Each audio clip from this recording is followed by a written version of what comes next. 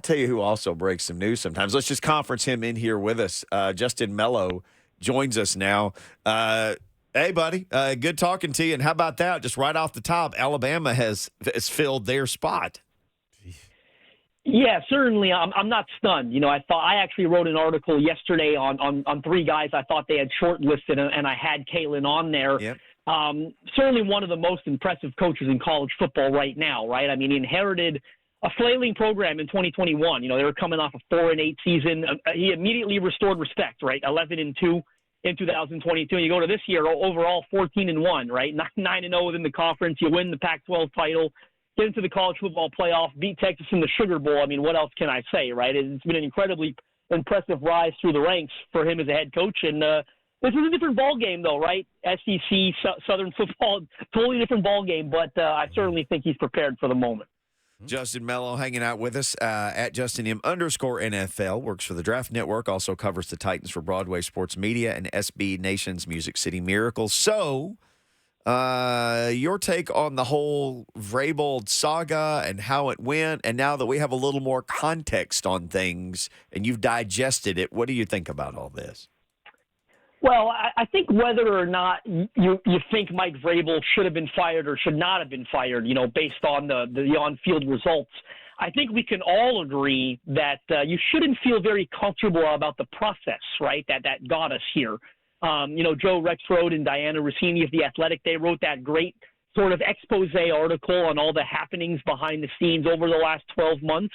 There were certainly some things that I think, made me uncomfortable, and I think it should make everyone uncomfortable. Specifically, the speech that he gave, Vrabel gave at the induction into the New England Patriots Hall of Fame, how that rubbed owner Amy Adams Strunk the wrong way. And look, I get it. If when you're his current employer, you probably don't love him getting up there and saying, things are done differently here. It's not like this everywhere around the league. Certainly, as the owner, I think you'd sort of raise your eyebrows and be like, are you talking about us? Because you're employed by us right now. In the interest of fairness, though, they are done a little differently there, right? 6 Super Bowls in 20 years does make that a special place. But I can understand why she may have gotten a little upset with that. But what bothers me is why not approach him? Right, the article specifically talked about her letting it fester and bother her. That's not good in any walk of life, right? Anything that you're kind of letting agitate you, it's best to address it head on. It sounds like that never happened between her and the head coach, and that's not something that I think makes a ton of sense. The other that sort of rubbed me the wrong way is how much stock she supposedly put into the late season overtime loss to the Houston Texans. I mean, at that point, the season had already been lost. It's very clear that they're not putting a good product on the field. It's very clear that there are a lot of shortages in the personnel department, player-wise, that prevented them from putting a good product on the field. And if you go a year back, you essentially put the blame on John Robinson for that, right, by firing him and retaining your head coach. So you credit to her, because at the time, I didn't get the John Robinson firing right away, in all honesty. But it's easy now to look back and say, wow, I mean, good for her. She certainly hit that nail on the head, right? Like that roster was in poor shape, and it was John Robinson's fault. But you admitted that by keeping Vrabel and firing him. So I don't really get how a late season loss, a meaningless loss, in all honesty, to the Houston Texans could have helped shape the opinion on whether he comes back or not. So certainly I'm not very comfortable with the process that it's taken to get us here. Justin Melo, our guest at JustinM_NFL. Well, Justin, man, I'm going to say this, and I have a lot of respect for you. If you don't understand, regardless who's on that field, for the Tennessee Titans, when they play the Houston Texans, how important that is to the Adams family, then you haven't been paying attention. You haven't been. I get it. We've seen it. But you just said it shouldn't be a meaningless game. It's always going to be meaningful when it's the Houston Texans. That can't even come. I don't care who's on the. I don't care if 50-year-old Blaine is out there. It matters to the family, bro. They kicked them out and said, we're not building you a stadium. It's personal, and it's always going to be that way, unfortunately. Fair or unfair. Now, some other things you said. You said that, if she had a problem with what he said. Let's start here first. it comes from the horse's mouth. Why did he actually go so far in depth? If you go listen to how he stated that, he went way too far. I'm sorry, and you knew he was getting inducted. So you couldn't do but say, well, whoa, is he talking to me? So guess what? I'm the billionaire there, Melo, and you're my employee. You should be coming into my office telling me how you presented that, not me coming to you. Let's start there, right? Oh. So I just look at it from a totally different prism than most people are that are national guys here to this whole perspective. And then he basically poo-pooed, pouted like a baby because he didn't get his way and get his GM that he wanted. She wanted it structured in a certain way. So then he says, okay, he's trying to move the knot and say, well, I want you to hire somebody over both of us. And oh, by the way, this whole entire time, this whole last season, all the draft picks and all the free agents, Mike Vrabel made all those decisions. So to me, you said, let's run it back. And I think ownership and Rand was like, well, let's dismantle this team. And Vrabel said no. And so they said, okay. So then he hence hung himself with all those different things. That is the real picture. And the national people are taking it to a whole nother level. And like she doesn't know what she's doing. She knows exactly what she's doing. So he contested her the whole time. So his big ego got in the way. And all he had to do was play nice and say, let's talk about these different decisions. He did not. He was not going to do that at all. So that's when she had to cut bait. That's the real story. Well, certainly, I do believe I would not say she doesn't know what she's doing, not by any stretch of the imagination, and she's done a great job here. In all honesty, going back, right? You just said that. Well, no, what I said was I don't understand the unwillingness to approach. And yes, he's the employee, but I don't think if I was the owner of the company, and again, I get it, we're not in her shoes. So if you said something or wrote something wrong, let's just use this for an example. Based off what you said, you wrote something that was wrong. Your boss then sits there and says, I'm waiting for him to come in my office, tell me why he wrote that. First of all, he approved it. Let's say you switched it around. I don't know how yours is set up. You must go and apologize that you made a mistake. Well, that sounds different, though. Did she? No, do we believe? Oh my God! Do Justin, we believe that? Man, hold on. Do we believe that she had approved the speech? Do we believe that she saw the speech he was given and she changed it? Because that's what you just said.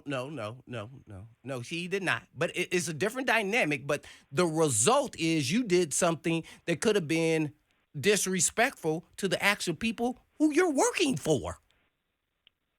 That's what it comes down to. I think I would have liked to have known, right, that it was viewed in that light. I don't know that he had that. And on top of it, you want him to publicly address things. I mean, look, people lie in this business all the time. We know that. People did ask him, and he poo-pooed it. They asked him, do you want to be here, right, long term? And he said, of course I want to be here. I don't know they asked how him else. about the speech and what he said, and was that directed towards the He was asked that. Yeah. And he threw the person under the bus. He never answered the question. And see, that's another flaw. He never answered the question. So if somebody in the media asks you a direct question about that, and were you implying that it was the Titans, and he never answers that, how would you take that? Well, absolutely, that's a mistake on his part if that's how it went down. That's exactly what happened. That is exactly, Mickey, is that not what happened? Sure seems like it. Yeah, well, that's what happened. I know who asked him. They're at another station. Yeah, and they asked him directly, and he poo-pooed them. Oh, yeah, he for sure. In that situation, never answered the question. He didn't answer. Yeah. Yeah, see? So once that started, then that starts going down a whole different road. Wait, whoa. He just asked you a point-blank question. All you had to do was say no and then explain yourself. He did not. So, I'm not a defender of what Amy has done to this point, but I want people to have the true facts of what really happened here. Because, the national media is out there to act like that. Those, they don't know what they're talking about. They do not know what they're talking about. And see, now you put yourself in that position now that you're now getting informed on what actually happened.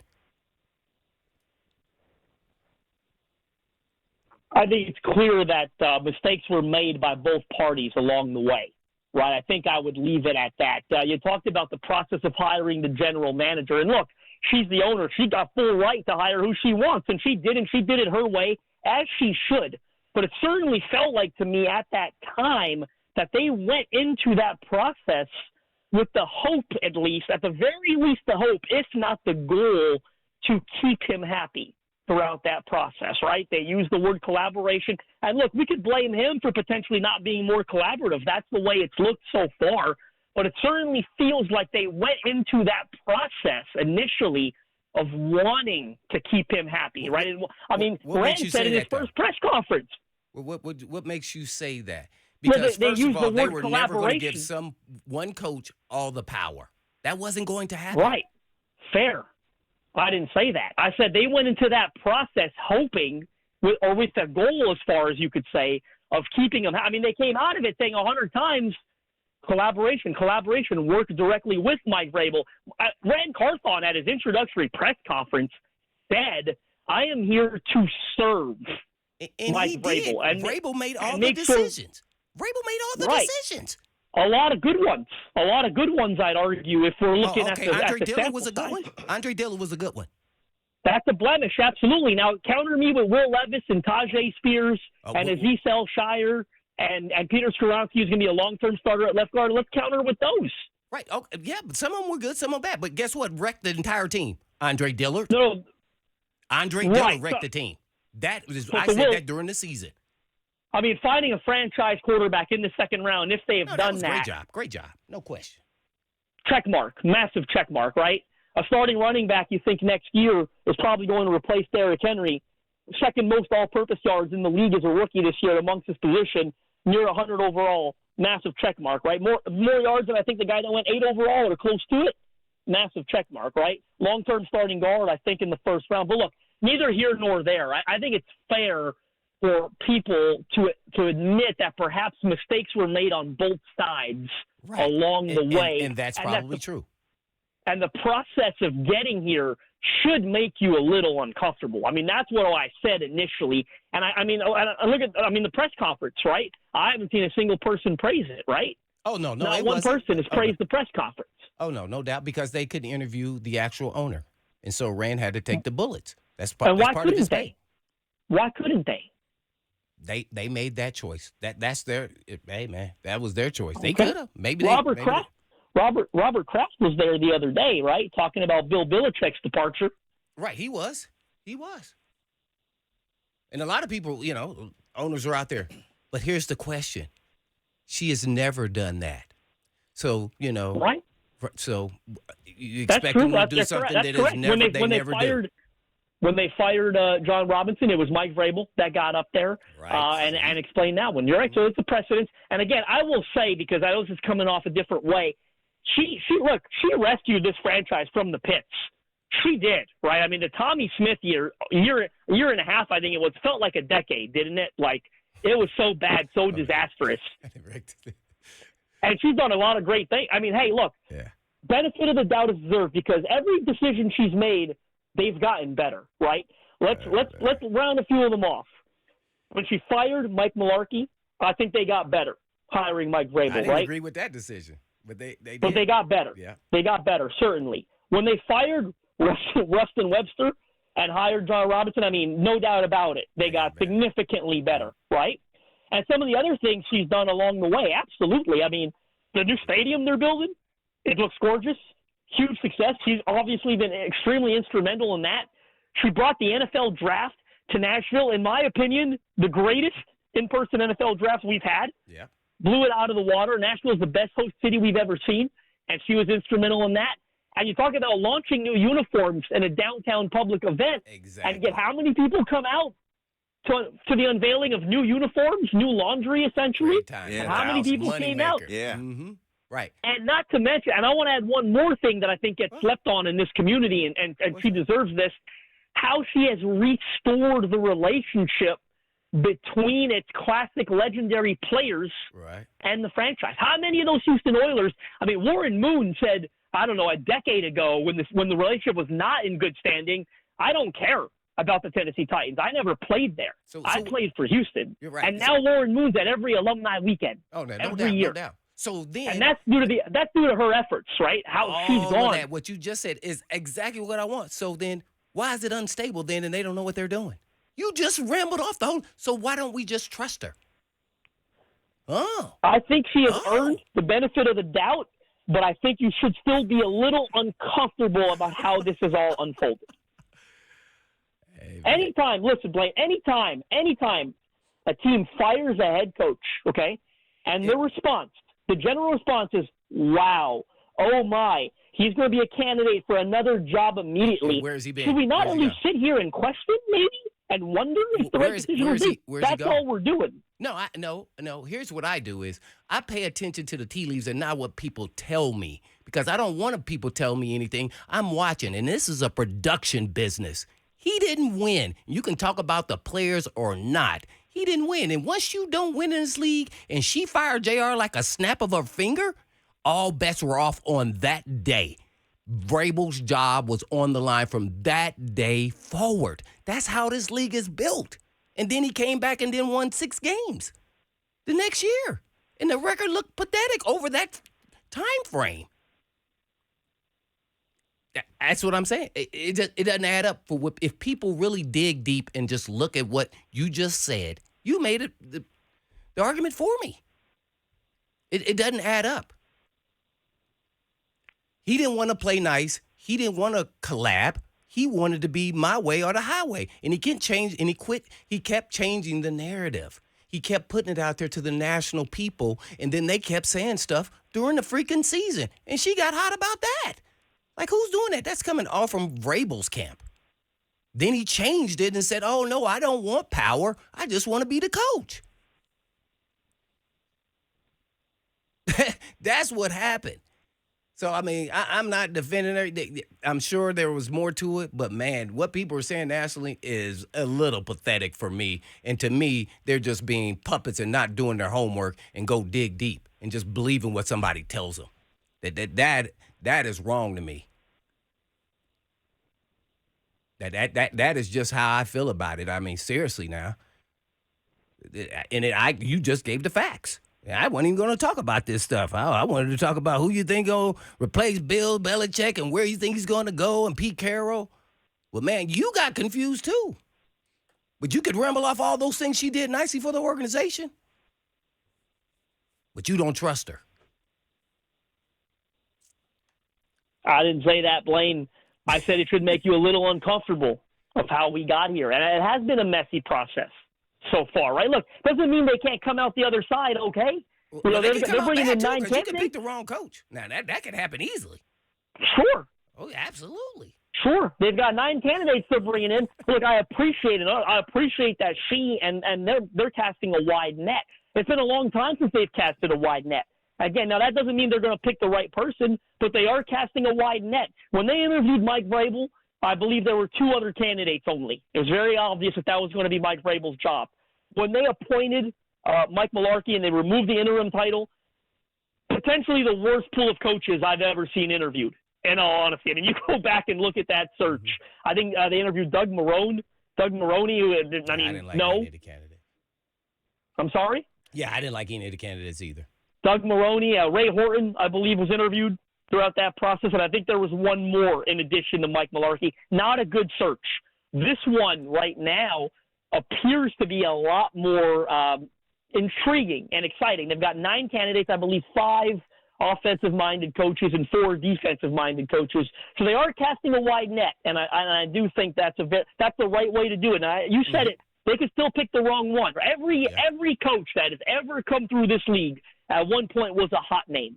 There's a reason they were appointed, right? At some point in time. I remember the Chargers fans celebrating when they appointed Brandon Staley, right? Everyone in this league, Adam Gase, we can go on and on.